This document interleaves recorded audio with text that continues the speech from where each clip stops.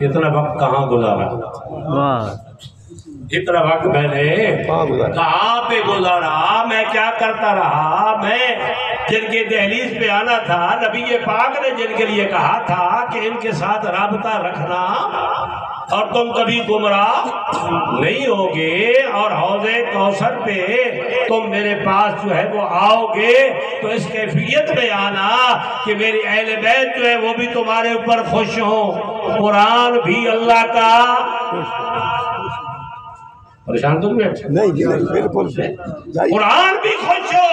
قرآن کو میرے بھائیوں فقط اس لیے نہیں ہے کہ ہم قرآن حکیم جو ہے وہ فقط اسے دیکھے اپنی بچی کو جہیز کے لیے خرید کر وہ شلیل کے غلاف پہ لپیٹ کر بچی کو دے دے، اونچی جگہ پہ بیٹا رکھ دینا۔ میں کہا کرتا ہوں، توجہ بھائی جو پڑھے لکھے چہرے میرے سامنے بیٹھے، میں کہا کرتا ہوں میرے بھائی، او میرا مسلمان، میرا مومن بھائی، بچی کے لیے قرآن خریدنے سے پہلے یہ ذرا دیکھ لینا میں نے بچی کو قرآن پڑھایا بھی تھا کہ نہیں۔ پریشان نہیں ہونا، تھوڑی ذمہ داری کی باتیں بھی میں ساتھ ساتھ کروں گا نا۔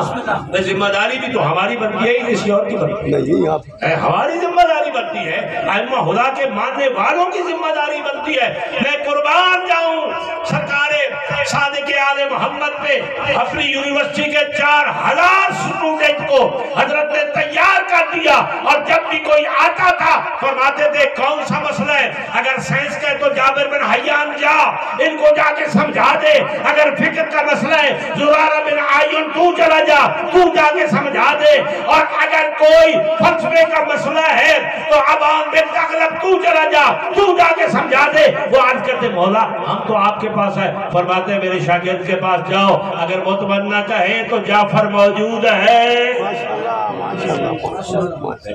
ہمارا اس مکتب کے ساتھ تعلق ہے میرے بھائیوں، اس مکتب کو سمجھنا، اس مکتب کے اوپر عمل کرنا، یہ ہمارا شرعی فریضہ ہے۔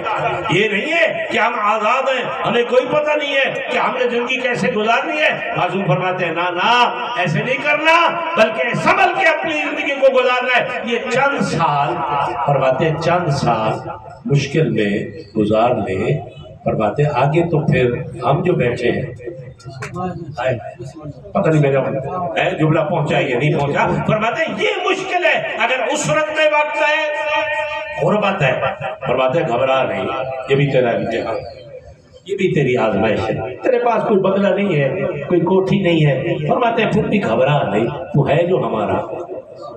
ہماری سیرت کو پڑھ لیا کرنا، ہماری سیرت کو دیکھ لیا کرنا۔